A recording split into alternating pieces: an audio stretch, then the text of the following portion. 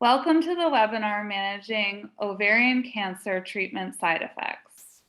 I'm Maggie Nicholas-Alexander, the Ovarian Cancer Program Director at SHARE. Before the presentation begins, I'd like to tell you a little bit about SHARE. SHARE is a national nonprofit that supports, educates, and empowers anyone who has been diagnosed with women's cancers and provides outreach to the general public about signs and symptoms, because no one should have to face breast, ovarian, uterine, cervical, or metastatic breast cancer alone. For more information, please visit our website at sharecancersupport.org. Now for some housekeeping for the webinar. All participants will be muted during the presentation. When Molly finishes presenting, we will begin the Q&A discussion. You are welcome to submit questions during the presentation through the Q&A section at the bottom of your screen. When asking questions, remember that Molly is unable to give specific medical advice, so please keep your questions general in nature. This webinar is being recorded and will be available on the SHARE website soon. Now I'd like to introduce today's speaker.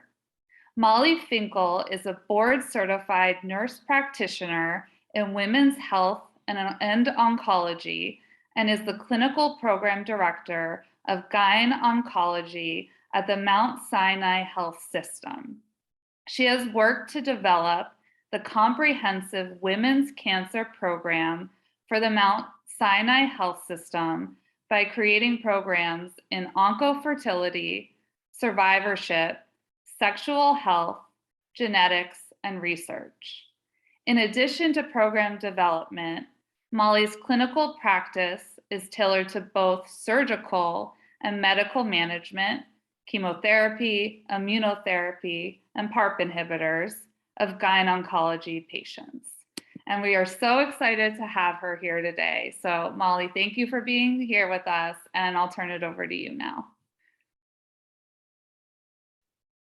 Thank you so much, Maggie, and thank you to SHARE for this lovely invitation. I'm so happy to be here today. I'm going to go ahead and share my screen.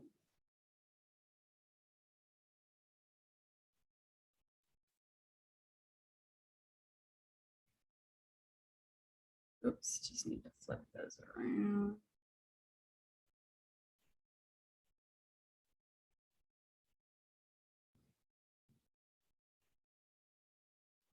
Okay, can everybody see me okay? Maggie, just give a thumbs up, would you? Looks good. So as Maggie mentioned, we're going to be discussing the management of side effects related to ovarian cancer treatments. I am a clinical program director for the GYN Oncology division at Mount Sinai, and my clinical practice is both surgical and medical. So I spend a lot of time managing medications, chemotherapy, et cetera, oral medications related to GYN cancers. So this is a favorite topic of mine, and I'm really happy to be here today. So we're going to get right into it.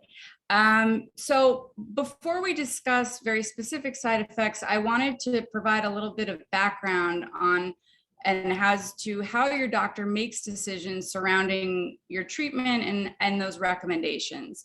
The answer is that it's a multifactorial decision, but one that starts with NCCN guidelines.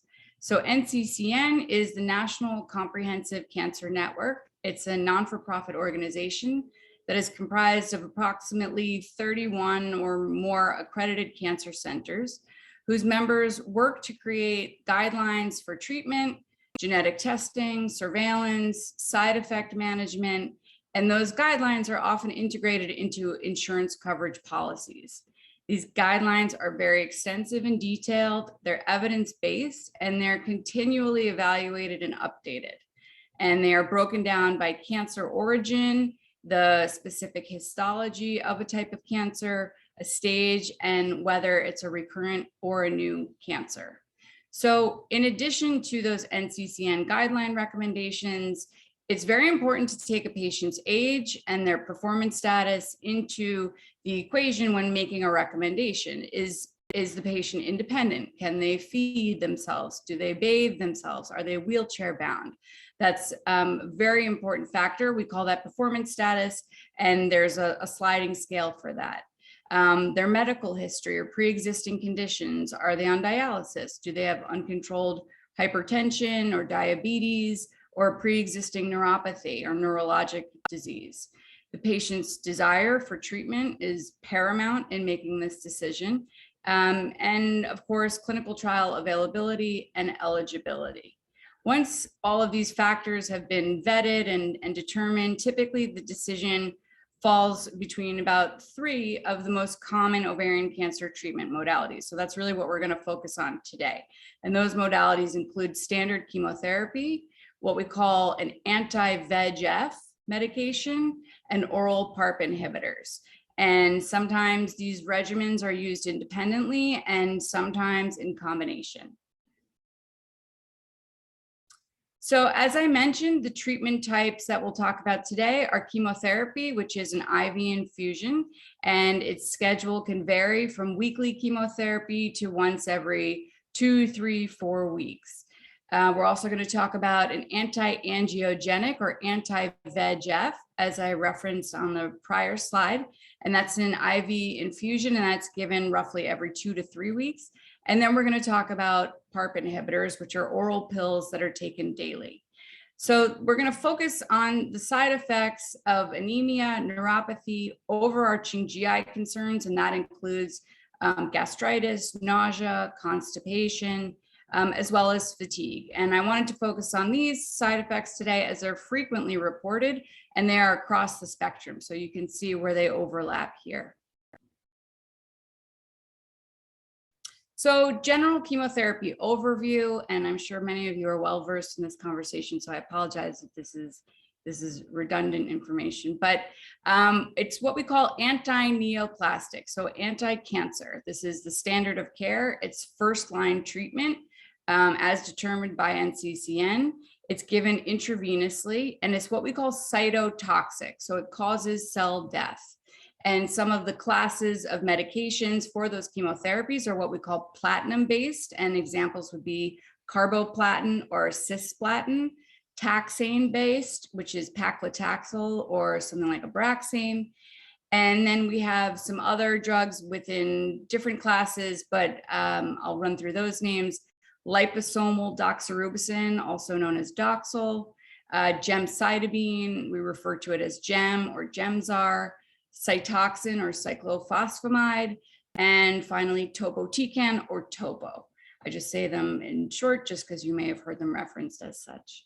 So the mechanism of action for chemotherapy is to attack cells that are rapidly dividing. And it does this by attacking different cellular characteristics, sort of like antibiotics. Because it's attacking cells that are rapidly dividing, it can impact the good cells, meaning the red blood cells, the white blood cells, the platelets, in addition to the bad cells, meaning the cancer cells. It's a very fine balance in maximizing the treatment effect and minimizing the side effects. Chemo is not a one-size-fits-all, and I think one of the most important concepts in managing side effects of treatment is preventing the side effects of treatment, and that's understanding the nuance of dosing and the patient that's in front of you. It's very patient specific, and it takes a lot of different factors into account, as I discussed earlier. The next group of medications we're going to talk about are what we call anti-angiogenic, and this is given intravenous, and it's a class called an anti-VEGF, and VEGF stands for vascular endothelial growth factor. So an example of that I'm sure many of you are familiar with would be Bevicizumab or Avastin. VEGF is a protein found on the surface of many cells, and it works to create new blood vessels. The mechanism of action is that the Avastin or Bevicizumab targets and blocks this VEGF, therefore inhibiting the formation of new blood vessels. So in short, it essentially stops the cancer cells from feeding. The side effects that we commonly and uncommonly see are hypertension, protein spillage from kidneys, delayed wound healing, very much less common would be bowel perforation or holes in the bowel, which is a pretty significant and severe side effect. And it is because of that risk for bowel perforation that we use this medication in a select group of patients. This medication is not recommended in the setting of a known fistula, where there is significant disease on the bowel or bowel obstruction. If there is a DVT or PE, pulmonary embolism, that is not appropriately anticoagulated or managed or has not been addressed with a filter. Uncontrolled hypertension, severe renal disease, or less than 28 days from having or just recovered from surgery, notably a bowel resection. So if you had a hysterectomy with a bowel resection, we would not give this medication in the treatment cycle preceding your surgery or immediately following it, because we would want that resection to heal appropriately. So it's a very effective medication, but one that we take very seriously in selecting the right population of patients for it. And then finally, we're going to talk about Parp inhibitors, and a couple examples of Parp inhibitors would be olaparib, niraparib, or rucaparib. This is a daily oral medication. Dosing varies by patient, and it's maintenance. So it's given after chemotherapy following a complete or partial response to that chemotherapy. The mechanism of action is that Parp, which is a substance responsible for repairing cellular DNA for replication, is inhibited. So by inhibiting Parp, we block a mutated cancer cell from repairing its damaged DNA and therefore replicating itself and proliferating. So again, sort of similar to chemotherapy, it can affect good cells, the red blood cells, the white blood cells, the platelets, as well as the mutated or bad cancer cells. Most common side effects that I see with Parp inhibitors are anemias, gastritis, nausea, and fatigue. As I said earlier, it's a very fine balance in maximizing treatment effect and minimizing the anemias and side effects. Given that these medications are for the purpose of maintenance, we want to give them to patients for as long as possible. The timeline really depends upon your diagnosis and whether you have a genetic mutation, but that can be 2 years, it can be longer, depending on the indication for your treatment. It's important to find the right dose for these Parp inhibitors because we want to maximize this timeline. We want to make this an acceptable option for patients. We're thrilled when they're eligible for a Parp inhibitor. It's really changed the way we practice. So we want to tailor it to that patient, their lifestyle, their function, and the tolerability of it. So treatment side effects. I've selected the four most common, as I said earlier, and these are anemias, which include low red blood cells, low white blood cells, and platelets. We calculate low white blood cells as the ANC. If you've seen any of your own labs, that's the absolute neutrophil count. So it looks a little bit different on a blood panel, but that's what we're watching. If you have all three, so anemia related to red blood cells, white, and platelets, we call this a pancytopenia, and some patients do suffer this. Neuropathy, which is defined typically or described to me as numbness, tingling, burning of fingers and toes. This is most commonly associated with Taxol, but it can also occur with cisplatin. GI concerns, constipation, nausea, gastritis. I add them in sort of as a bundle because they're commonly linked to each other. So nausea can be caused by constipation or gastritis, and sometimes the medication for nausea can cause constipation. So it's really important to tease out sort of what came first and understand patterns in managing these side effects. And then fatigue is almost certainly a guarantee with any cancer treatment, and it can be compounded and caused by anemia, by neuropathy, by GI concerns. They can all contribute and cause sleep deprivation, et cetera. So that's what we're going to focus on managing today. And now we'll kind of get into the meat of the talk. So anemia. Risk factors generally are prior chemotherapy, an underlying anemia that pre-existed a cancer diagnosis such as a thalassemia, It's very important to have a sense of your patient, what their baseline picture is in calculating their starting doses. If a patient is very anemic, we have to figure out the type and evaluate the cause, and then it's easier to really tease that apart and manage it. So if the anemia is related to blood loss, if the patient is bleeding vaginally or they're having colorectal bleeding, we want to first address the bleeding, get that to resolve before we can even start a chemotherapy, really. We will give often radiation in combination with a medication management, and evaluating if they're on anticoagulations, perhaps they need a dose reduction of that. But the first step is really to stop and address the bleeding. They may need supportive blood transfusions. We do that very commonly. If patients short of breath or they have an underlying cardiac disease, it's really important to not further tax the cardiac system and give them a transfusion. If their anemia is related to an iron deficiency or a nutritional deficit, B12 or folate, we will give IV iron or B12 injections or oral folic acid. I like Floridix. It's a liquid multivitamin that has some iron as well as vitamin C in it. It's not as constipating as general over-the-counter oral combinations and formulations. It's pretty easy on the stomach.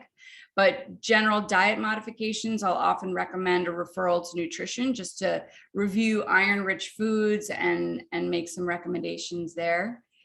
Chronic renal disease or chronic disease in general, it's important to evaluate that renal disease and manage it. Chemotherapy, carboplatin in particular, cisplatin in particular, are dosed according to your renal function, your kidney function, which is checked every time you come for chemo. So it's real-time dosing and real-time decision-making. And that includes your weight, your height. Each time it should be reevaluated so that you get the right dose for your body size. If the renal function is impaired because there's an obstruction, a kidney stone, something like that, then we'll often have a patient evaluated by our nephrology team or urology team. They may need IV fluids. They may not be getting enough oral intake. We always recommend to avoid NSAIDs, ibuprofen, Aleve, et cetera, in the setting of elevated kidney function. And as I said earlier, you want to address it if there's a mechanical obstruction or cause that's impairing their renal function.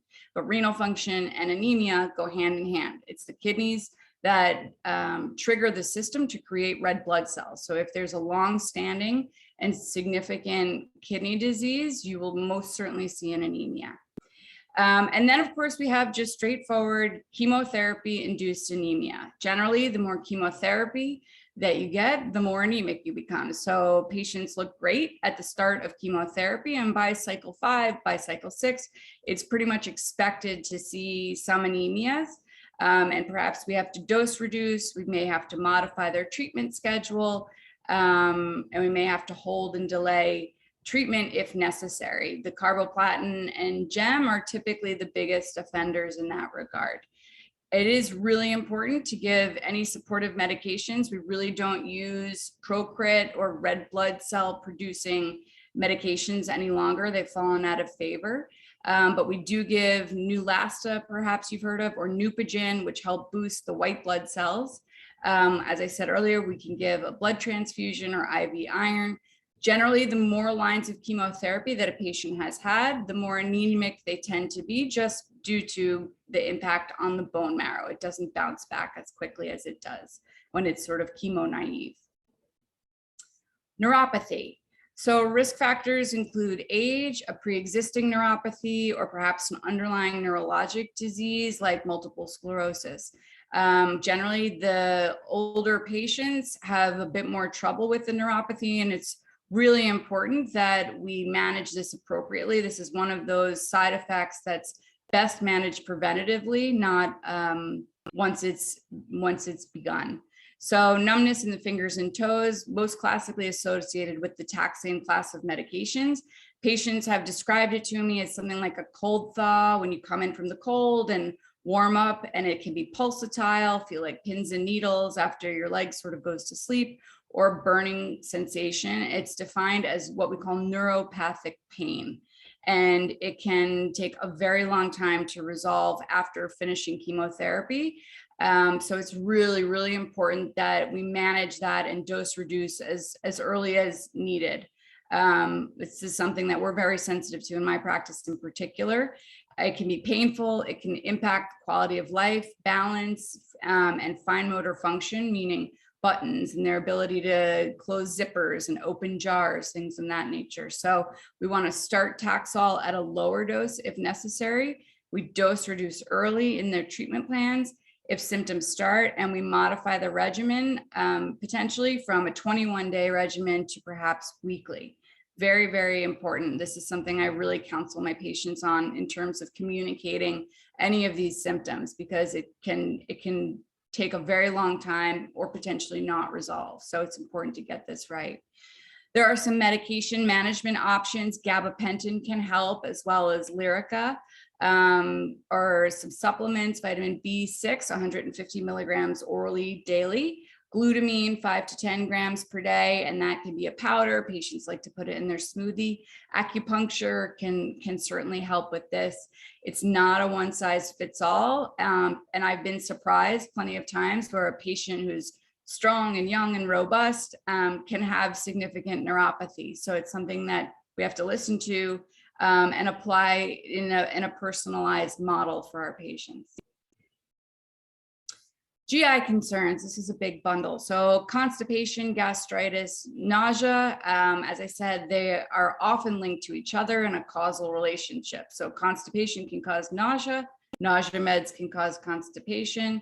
Sometimes medications that address one concern can induce another.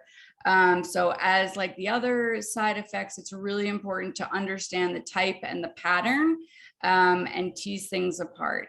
So platinum-based chemotherapy, carboplatin, such a guilty party for constipation, dehydration, decreased PO intake. Chemo dries you out. So that will cause constipation and that can cause nausea.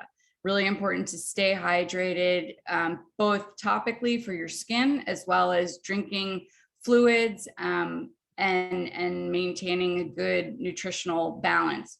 Opioid pain medication, classic for constipation. That constipation can cause nausea.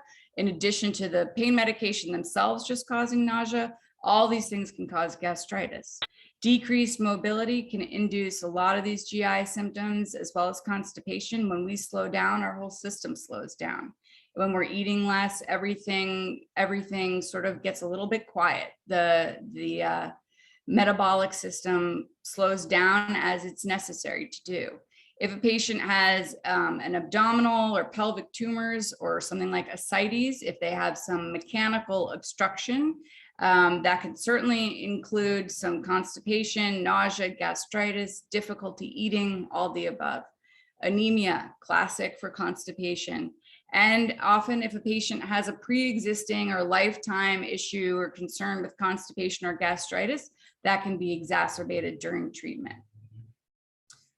So constipation, we're going to focus a little bit on each of these. So water and eating, my recommendation is always do it often and do it well, meaning small, frequent meals throughout the day.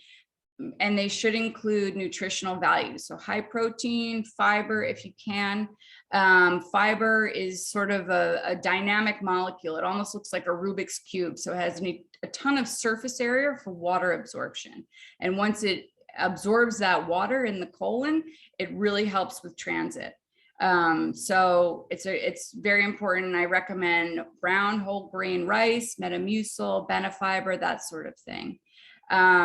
Walking, activity, and gentle exercises gets the system moving. So it's key to getting the bowels going as well. There's always stool softeners, fiber, as I mentioned, laxatives, and enemas. With these options, I always recommend starting low and titrating. My personal preference is something like Miralax or milk of magnesia. They're gentle and you can do them once or twice daily. They are also powder formulation, so that's great because they dissolve in water, which forces you to drink water. But you can play with the dosage a little bit more than something like Colace, etc., or Senna. I find that those can induce a lot of cramping for patients, so my preference is always milk of magnesia or Miralax. Again, with the benefiber, dissolves in water. So that's a great option, and you get your water intake there. And when all else fails, mineral oil. It's over the counter. You can get it in your local pharmacy or supermarket. And that's 1 to 2 tablespoons. That will certainly get the pipes moving. If you're taking opioid medication, you must be on a bowel regimen. So constipation causes pain. Pain causes an inability to eat, and that could worsen constipation. So it becomes very much a cyclic process. Really, really important to be on a bowel regimen if patients are taking continual opioids. Gastritis. It is so much more common than we think. It can masquerade as cardiac symptoms. Patients will often describe it as something like heartburn or chest pressure. It can also present itself as stomach pain, high up in the abdomen, gastric pain, and it's associated with eating. It can cause a banding pain that kind of wraps around to the back. And it hurts when we eat because our stomach produces an increased acid to break down that food.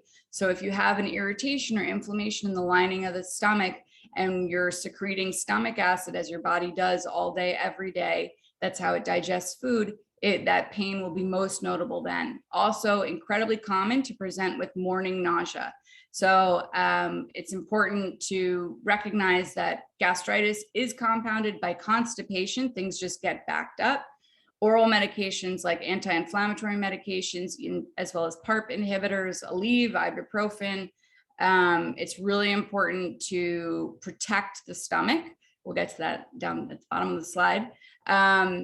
But when patients describe nausea to me, one of my first questions is, do you wake up nauseous in the morning? That is the hallmark sign, because your stomach is empty and there's excess stomach acid. So really important at that point, I immediately start them on something called a PPI, or a proton pump inhibitor. Examples would be omeprazole, Prilosec, Zantac. There's a whole world of them. And I have patients take that generally twice a day for 14 days. First thing in the morning on an empty stomach, and just before bed on an empty stomach. And then you wait about 20 minutes after taking it in the morning to eat or drink anything. You want to avoid highly acidic foods, chocolate, alcohol, coffee, tomatoes, things of that nature. You always take medication with food. Literally the only exceptions to taking medication on an empty stomach would be thyroid medication and proton pump inhibitors, as I just mentioned earlier. We always protect the stomach. And that means eating something of substance, not just a yogurt. That means toast, that means a half a sandwich, crackers, soup, something that really sticks to the side. Nausea, again, we want to identify the risks, the triggers, and any of those associated patterns. We're really good at managing nausea as it comes to chemotherapy and cancer treatments nowadays. It's not like Hollywood portrayed it many years ago. We have IV formulations, oral, sublingual, so dissolves underneath the tongue, a transdermal patch you can wear, as well as rectal suppositories. One sort of interesting risk factor for nausea is a history of severe nausea with pregnancy, motion sickness, or anesthesia. And we call this anticipatory nausea. And I will often treat it with something like a transdermal skin patch that patients start wearing before they come to chemotherapy. So a day or two before they get their chemotherapy regimen, they put the patch on, and then they wear it for a couple of days after. But it's really important to understand when they're getting nauseous, and if they're constipated, and if it's related to other GI factors. Chemotherapy regimen, some regimen medications are more nausea-inducing or emetogenic, we call it. And there's an acronym for that, it's CINV, so chemo-induced nausea and vomiting, and we have a scale for that. So we give anti-nausea medication according to that regimen. So the more emetogenic a regimen, the more anti-nausea medication we're going to give. And sometimes we will even add in steroids, as well as something like Ativan or a benzodiazepam to really help manage that nausea. Other causes of nausea can be abdominal, an obstruction or ascites. Everything just kind of backs up. And again, important to manage that. If a patient has a transient bowel obstruction, which can certainly happen after repeated surgeries or radiation, and we get some scar tissue in the abdomen, I always recommend clear fluids and what we call bowel rest. So you want to decompress the pressure on the stomach and the bowels. If a patient has significant ascites, we'll refer them to our interventional radiology team for what we call paracentesis, and that's drainage of that excess abdominal fluid. It's just for symptomatic relief. It doesn't cure it. So it's a temporary removal of that fluid, but patients typically feel much, much better after having that fluid drained. They're able to eat better, which is really important to increasing their protein levels and staying on track with their chemo. Again, as I mentioned earlier, nausea upon awakening, gastritis, classic. Are they on concurrent opioids, and is there an underlying constipation? With PARP inhibitors, I will say it's not that uncommon that patients complain of nausea when they start taking it. We will treat it with sometimes anti-nausea meds. Sometimes patients need those anti-nausea medications like Zofran just for the initial window as they're sort of getting acclimated on the medication. Very frequently, this complaint will resolve on its own within 2 to 3 months of taking the medication, but we may have to modify or hold the PARP inhibitor to get patients through that window. Fatigue. Very, very common. We want to identify the patterns and any underlying concerns like anemia, and we want to maximize the good days. I always recommend my patients keep a calendar when they start chemotherapy as to prioritizing the good days and minimizing activity on the bad days. So if a patient knows they're exhausted day 3 through 8 after getting chemotherapy, then maybe put a frown face on those days on the calendar, and then they can stack up activities, meet a friend for lunch, meet a family member, etc., on the days when they're feeling better. So it's expected side effect of treatment and cancer, and generally the more chemotherapy and treatment a patient gets, the more fatigue they have. Again, exacerbated by anemia, treat the anemia and we can improve upon that fatigue.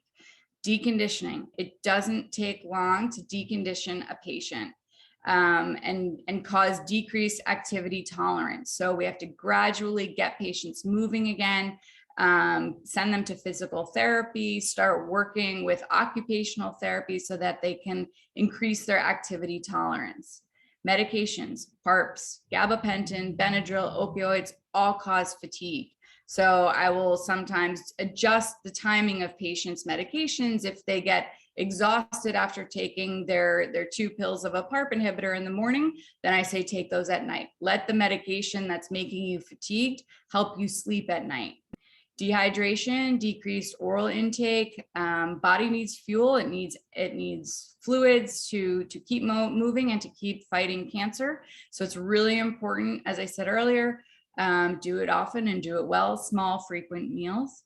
Pain can cause fatigue. It's important that we manage that pain and increase the ability to eat and increase the opportunity for mobility and movement, as well as, of course, poor sleep, anxiety, depression can all compound fatigue. And sometimes it takes a multifactorial approach to managing that. It can mean antidepressants, anti-anxiety medications, gabapentin, Lyrica, things of that nature, steroids, etc. So in conclusion, adequate management of treatment side effects requires an investigative approach and thinking and a logical problem solving desire. So understanding the patterns, the triggers, and dose adjustments needed can enable patients to tolerate treatments longer and stay on schedule, and therefore we optimize their medical management. Thank you so much. Thank you so much, Molly. That was great. And I think you covered a lot of ground with that, but also we have a lot of time for Q&A, which I'm seeing questions come in already. So thank you. And now let's start the Q&A. So everyone, you can still submit questions in the Q&A section at the bottom of your screen. We will try to get through all of the submitted questions, but we may not be able to due to time constraints. So this first question is about aromatase inhibitors, and if you could talk about some of those specific side effects. And the ones in particular that this person is mentioning are bone pain, muscle cramps, and weight gain. Sure. So aromatase inhibitors are an oral class of medications, and we give them frequently in the setting of breast cancer, but also in certain types of ovarian cancers. It's not for everyone, so it really is a case-by-case basis, but they work by blocking any peripheral estrogen that the tumor may be sort of feeding on, or cancer cells can be feeding on. So in so doing, they can cause body aches, certainly what we call myalgias. I have seen vaginal dryness, vaginal atrophy with them, and that's certainly something that we take very seriously and treat with topical medications, or even in certain circumstances, we will give some vaginal estrogen just to help support that. Very often it requires a change of that aromatase inhibitor. There are a lot of medications out there in that class. So if it's not working for you, I would speak with your oncologist and see if there's an alternate option. There's numerous medications out there for that. So it's, again, not a one size fits all. If it's intolerable to you, it's not the right medication or it's not the right dose. Okay, great. Thank you for that. And then this person is asking whether PARPs ever result in gas, minimum to severe, resulting in lower abdominal pain coupled with back pain. Sure. Yeah. Everybody has a sort of a different experience with them, but it can certainly cause some gas. Gas X is good, and eating foods that are sort of non-fermented. So I would avoid broccoli. You can look up non-fermented foods, but generally things that aren't vinegar based, like olives will be soaked in vinegar, things of that nature. Avoiding that stuff can certainly help. Raw vegetables, kale, raw carrots can be really tough on the stomach, raw peppers. So I would recommend cooking your vegetables, but hopefully it's limited to the first 2 to 3 months that a patient's on a PARP inhibitor, and we can find a way to work with it. But if it's not, then we sort of need to look at the bigger picture of diet, what else the patient is taking, how active they are, how much water they're drinking, sorbitol, or do they chew gum every day? All of these factors can increase gas, and gas can cause pelvic pain, certainly. Okay, thank you. And this person is asking if you could talk a little bit about diarrhea and, how to manage that side effect. Sure. Diarrhea, generally, I have found that for patients, it's worse when they have radiation, whole pelvic radiation, potentially. So we always start with Imodium. We look at diet, and we always start with Imodium. Has the patient had a prior bowel resection? That's a very important factor. Do they have an ostomy? Also an important factor. But we start with over-the-counter Imodium. And generally, I have patients start with 1 pill twice a day. We see where we get with that, and then we titrate it up as needed. So if they're taking 1 a day and they get some improvement, then I say, great, let's take it twice a day, morning and night. If they get some improvement, but it's not totally resolved, then I'll say, I'll ask them about the timing of the diarrhea, if it's associated with eating. If they get transitory diarrhea immediately following a meal, then I'll have them take the Imodium right before they eat. And sometimes it's a quick resolution, and sometimes it can take months. And it's a significant factor because it causes dehydration, which can impair kidney function, and it can impact treatment in terms of the dosages that we can give you for chemotherapy and PARP inhibitors, et cetera. So it's very, very important to manage the diarrhea, because then you manage their fluid balance and their nutritional balance. It's also quality of life. We would never want that for our patients. Yes, great, thank you. And so this one other thing, Maggie, if the Imodium doesn't work, we have other options. So there are some other things. There's a full spectrum. So again, that's just a starting place. But if that doesn't work, then we resource other options for them. Okay, great, thank you. And so this person is, sort of asking what caregivers can do and how can they help their partners cope with the side effects of treatment?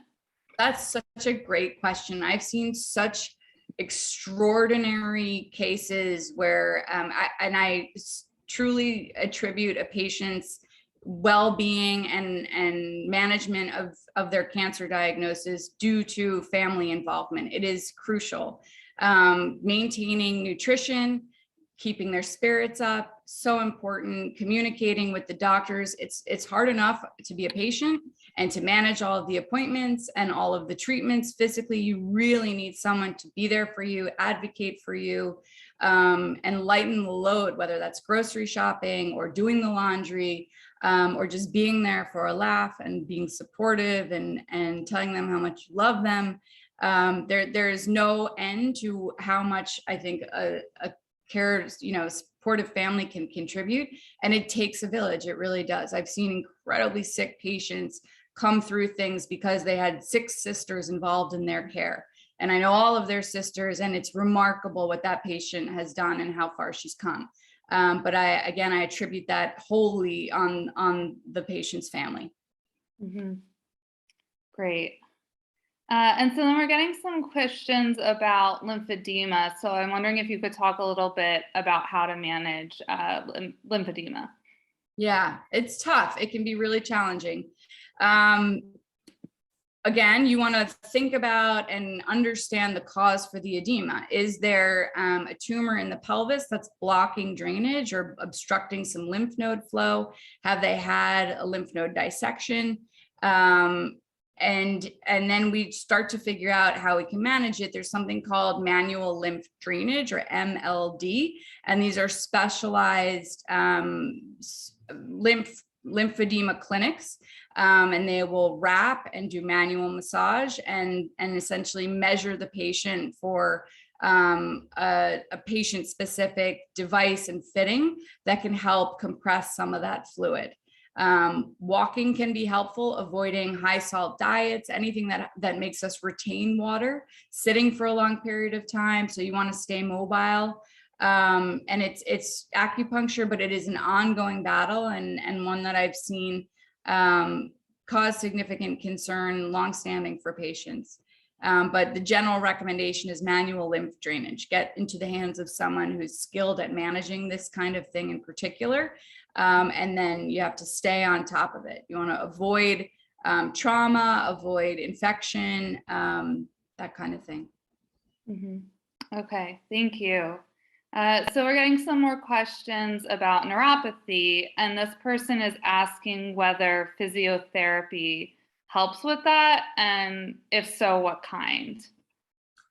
Physiotherapy or physical therapy? Oh, and they probably mean physical therapy. Yeah, it can. So it really depends. So neuropathy comes from the long nerves that come off of the spine, down the arms and down the legs. But it actually manifests itself in the nerve endings in our fingers and toes. So it really depends on the type of neuropathy and severity. Physical therapy, there's no downside to it, in my opinion. If neuropathy is limiting activities of daily living and quality of life, then we have to try basically every modality we have in our arsenal. And that includes acupuncture, that includes occupational therapy, may include medications, oral medications, etc. But it can take a very, very long time to resolve, unfortunately. That's why it's really important that we prevent it. It's much easier to prevent it than it is to cure it. Mm-hmm. Okay, thank you. So this person says that they lost their taste buds during chemo many months ago, and they were told nothing could be done about it. But do you have any suggestions? That's great. If they simultaneously had COVID and that hasn't come back, then I'm not sure I have a magic bullet for that. But anecdotally, I have read that sort of retraining taste and smell with coffee and orange peels and things that have strong olfactory impact can certainly help retrain that. I don't have a magic bullet for taste change. I can certainly look something up and send that on to Maggie and the team. Great, thank you. Another question about neuropathy, and this person's just asking whether it can affect other parts of the body without affecting the hands or feet, and can it still be present years later after treatment? Yes, all the above. So sometimes it doesn't present as classic numbness, tingling down the fingers and toes, but really joint pain. I've seen Taxol cause a ton of joint pain, and I lump that into the neuropathy sort of umbrella. But it can take a very long time to recover, and it may not. I have found that patients who have underlying arthritic changes, so some joint issues, will and can have an exacerbation of that type of pain during chemotherapy, and in particular with Taxol. So again, it's important to lower the dose, start at a lower dose, or modify the treatment schedule. Okay, thank you. And then another sort of follow-up question about neuropathy.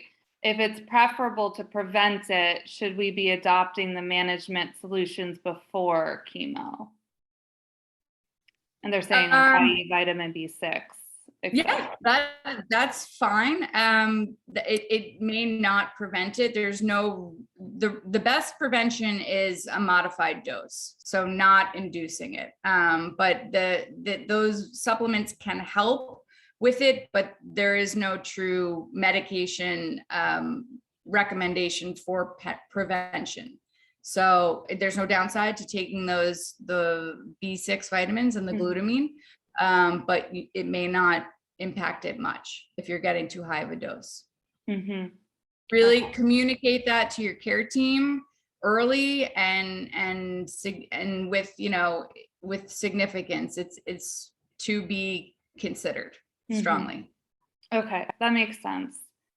And so this person is asking whether they should use ice packs on their hands and feet during Doxel and Bevicizumab treatments. With Doxel, it can help. Certainly, Doxel can cause rash, what we call PPE, or palmar-plantar erythematosus. So it can help. We used to do that. That used to be part of our practice. We don't do it as much, again, just because we're better at managing the Doxel and the dosage. If a patient does get that kind of a rash, then we will change their treatment schedule from 4 weeks to 5 weeks and perhaps adjust that dosage. It can help. We haven't done it in many years, and I can't say that I've seen any more PPE while not icing. So I don't know that it helps that much, but again, there's no downside. And if you can tolerate it while you're sitting there getting your infusion, then go for it. Okay, thank you. Avastin, we don't generally do that. Generally use that. Ever. Okay. This person is asking whether boosting their diet during chemo with iron-rich foods can help minimize anemia, or is it not related? It can. Again, it can't hurt. There's no downside to that because it's such a common side effect of chemotherapy. So I say go for it. It may not help. Chemo is chemo, and depending on patient's bone marrow and how much chemo they're getting and how much they've had in the past, it might not do much, but at least you'll feel like you're doing something proactive and concrete on your end, and it's important to get nutrition. So I say do it. Okay, that makes sense. And then I think you touched on this, but we're getting a question about whether you have any advice for joint pain. It really depends on, again, what the regimen is. So if that's related to Taxol, I would dose reduce the Taxol. If the joint pain is unrelated, or they're on a Parp inhibitor and that's impacting their quality of life or the activities, if they're really active, they play tennis, they watch their grandchildren, whatever it may be, then perhaps we have to dose adjust or modify the schedule for the Parp inhibitor. So we would have to go back to the drawing board, look at the regimen that they're on, the dosage, the timing of it, and start to understand the pattern and when they have it and what perhaps preceded it. If they have a long-standing history of significant knee arthritis and now that arthritis is exacerbated on a Parp inhibitor, then perhaps they may need an injection or something of that nature in terms of that pain. But my first questions would always go back to treatment, underlying conditions, and the pattern of pain. Okay, that makes sense. Thank you. So this person is asking whether there are any reports of episodic double vision with Parps. And they know it's not on the package insert at this time, but they're curious. Not that I'm trying to think. I don't think anyone's ever expressed that to me, but patients can have a bump in their blood pressure on a Parp inhibitor, and that in and of itself can cause double vision. So I would want to, again, sorry, but this is just the way my brain works. Deductive reasoning. I would look at, are they anemic? Because you can have blurry vision with anemia. Are you hypertensive? Because you can have blurry vision with hypertension. So you have to sort of tease it all apart. Is it thyroid? Is it, there can be other triggers that are causing that, not just the Parp. That makes a lot of sense. And it sounds like even some of the symptoms could cause other symptoms. So it can, yeah. You always, it's just a puzzle. It's an onion and you're just peeling off the layers to understand the cause. And once you can sort of isolate a pattern, you can treat the side effect. It's very logical. And so we're getting more questions about fatigue, but this person in particular is asking about exercise and whether this can help combat fatigue. And so even if feeling tired, perhaps exercise is the best medicine, is what they're asking. Absolutely. It's well documented. We know it. It's in our guidelines. To push through the fatigue, we do recommend activity. It's invigorating. It increases endorphins. It increases blood flow and circulation. It increases our appetite, which gives us more fuel and energy to go through the day. So it's truly the best thing you can do. I recommend avoiding naps, having good sleep hygiene. So only get in bed when you're ready to get in bed, that kind of thing. But that's a great question. And it's so important.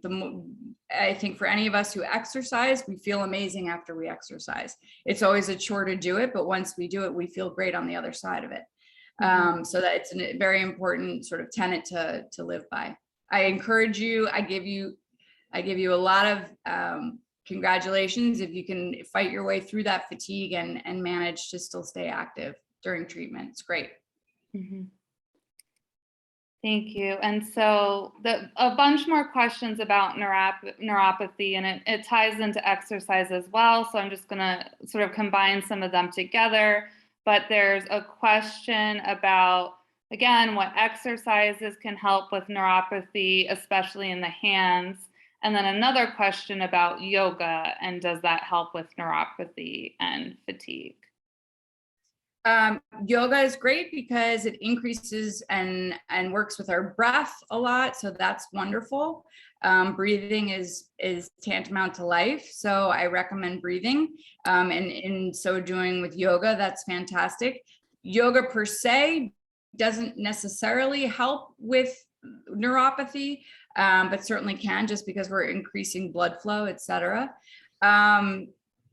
Sorry, Maggie, what was the first part of that question? Oh, the first part was about other exercises that can help with neuropathy, especially in the hands.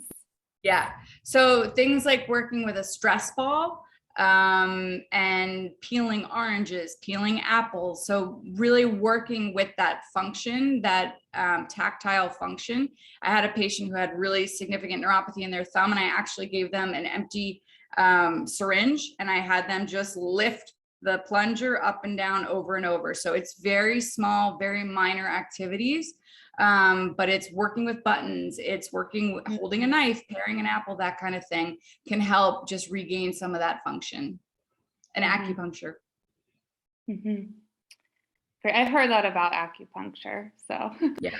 And okay, we're getting a question about this person's asking why they experience occasional dizziness or lightheadedness for a few seconds, and if there's anything that they can do about this.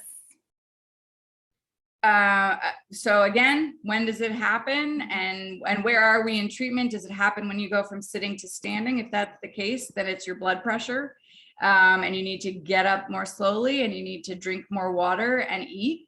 So dehydration and not eating will certainly cause a drop in blood pressure.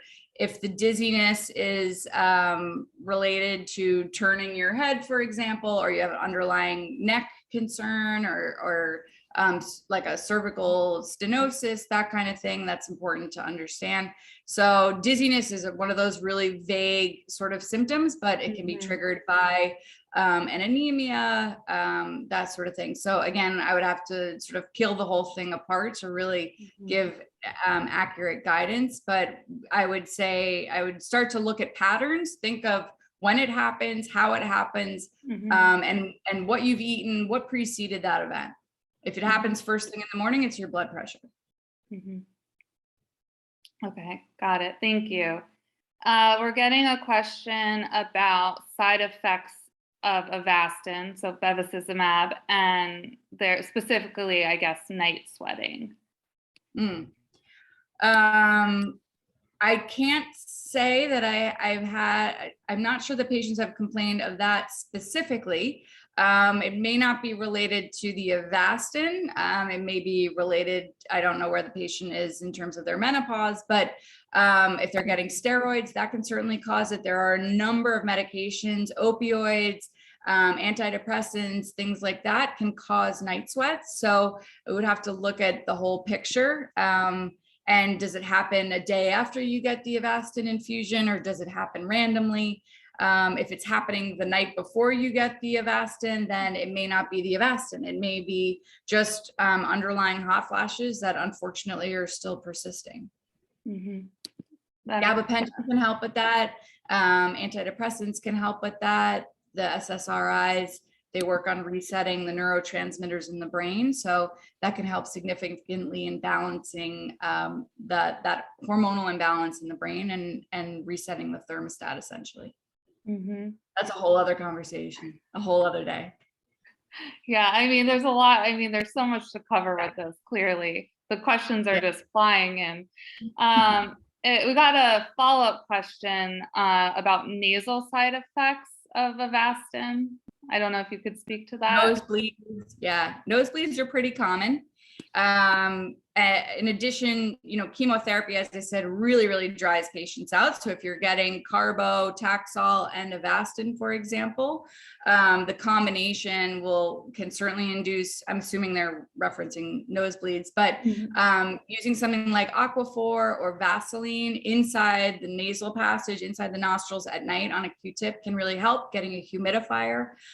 If there's significant nosebleeds, then I would want to know if the patient's on anticoagulation medication, if they're taking aspirin, and might have to dose reduce the Bevicizumab. Okay, that makes sense. And then this person is saying that they have quite bad folliculitis after chemo.